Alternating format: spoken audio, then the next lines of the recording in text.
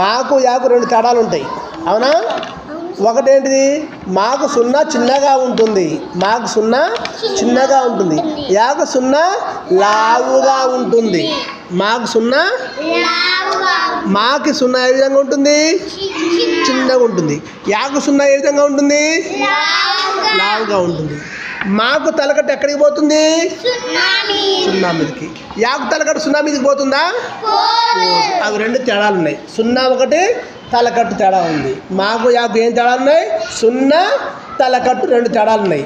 సున్నా అంటే మాకు తలకట్టు చిన్నగా ఉంటుంది, యాకు తలకట్టు లడ్డుగా ఉంటుంది.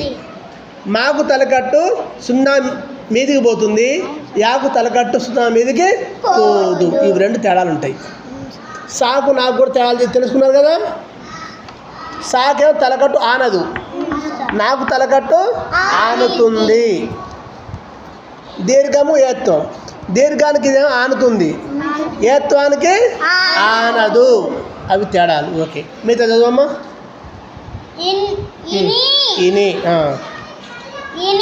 ఇని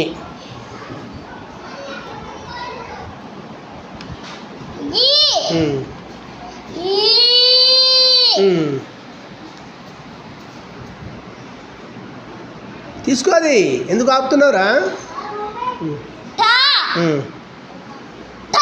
ఇది కూడా తీసుకో. ఏంటిదో చెప్పు.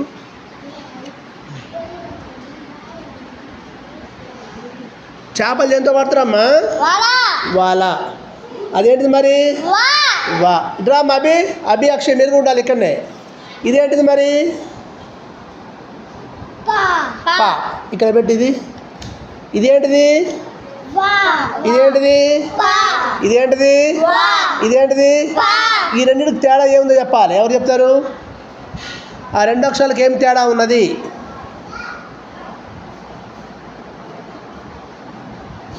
ఎవరైనా చెప్పొచ్చు. జోగి, అక్షయ్, అభిషేక్.